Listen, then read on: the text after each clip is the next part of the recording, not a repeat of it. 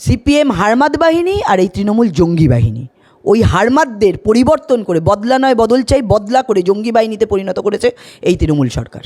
ঠিকই তো বলেছিলেন উনি, বদলা নয় বদল চাই। দেখুন শেখ শাহজাহান সিপিএমে ছিল, তখন উনি কি বলেছিলেন, এদের ফাঁসি চাই, মজিদ মাস্টার আপনারা শুনেছেন, বাবু মাস্টার। তারপরে উনি কি করলেন, বদল করে দিলেন, সিপিএম থেকে তৃণমূলে নিয়ে নিলেন। তাহলে বদলা তো উনি নিলেন না, বদল করে দিলেন, আর তারপর সেই অত্যাচারটাকে কায়েম করে দিলেন। তাহলে ঠিকই বলেছেন উনি বদলা নয় বদল চাই বদল করেছেন। এবং এই বদলটা যেটা সিপিএমের সময় সিপিএমের ঝান্ডার তলায় হতো, এখন সেই বদলটা তৃণমূলের ঝান্ডার তলায় সেই অত্যাচারটা আরও বেশি হয়েছে। ওই যে আবার বলছি যে মমতা ব্যানার্জি সিপিএমের মেধাবী ছাত্রী, ওরা যেটা ছেড়ে গেছে আরও বেশি করে আরও বৃহৎ আকারে এই অত্যাচার শুরু করেছে এই তৃণমূল সরকার। মানুষ শান্তি চায়, মানুষ শিক্ষা চায়, মানুষ আবার পশ্চিমবঙ্গের সেই গরিমা ফিরিয়ে আনতে যায় যেটা তৃণমূল নস্যাৎ করে ফেলেছে।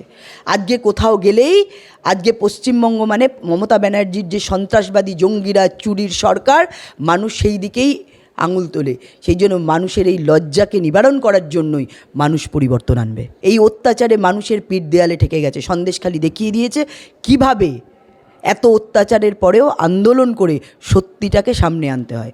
সেই জন্য মানুষ দেখছে যে একজন অন্তঃসত্ত্বা মহিলাকে এর আগেও লাথি মেরেছে এরকম তৃণমূলের গুন্ডা বাহিনী, এটা আরও আগে করেছে, এটা আরেকবার হলো। মানুষ দেখছে, মানুষ সব দেখে। এবং আমি আবার বলছি, সমস্ত বিরোধী ভোট যোগ করলে সেটা কিন্তু তৃণমূলের বিপক্ষেই মানুষ রয়েছে, বিপক্ষেই রায় দিয়েছে।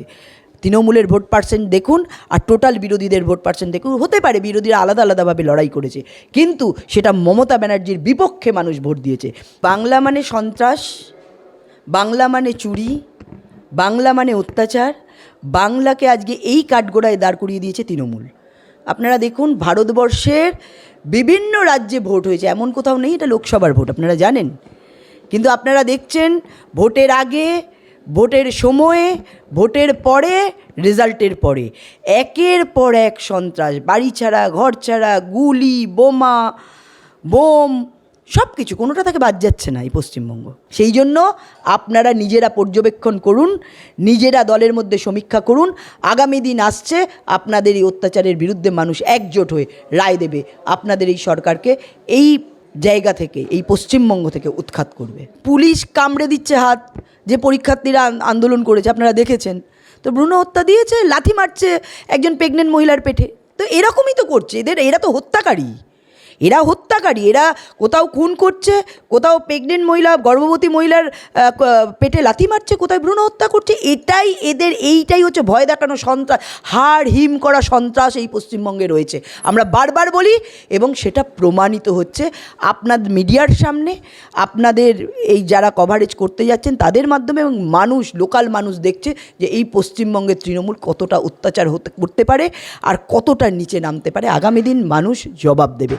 দেখুন আমি আবার বলি, বুদ্ধদেব ভট্টাচার্য বলেছিলেন ওরা 30 আর আমি 234, তারপরে কিন্তু রেজাল্টটা কী হয়েছিল সারা পশ্চিমবঙ্গের মানুষ জানে। আবার এরা এই যে কথা বলছে, আগামী দিনে পশ্চিমবঙ্গের মানুষ কিন্তু তার উত্তর দিয়ে দেবে।